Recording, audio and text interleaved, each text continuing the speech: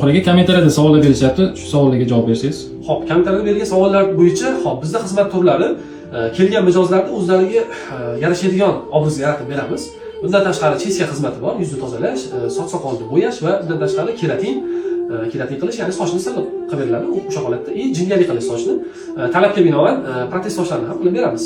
Va bundan tashqari bizda kuyov imijlari, ya'ni to'yingizda bir marta bo'ladigan obrazni bizga ishonib topshirishingiz mumkin. Biz uni chiroyli qilib yaratib beramiz inshaalloh. Xo'p, keyingi masalamiz shogird olish bo'yicha. Shogird olish bo'yicha bizga o'sha qiziqadigan, o'sha yoshlar o'rtasidagi qiziqadigan, shu sohaga qiziqadigan yoshlarni suhbat davomida qabul qilamiz. Buning uchun yo tashrif buyuringlar, yo bo'lmasa direktdan yozinglar.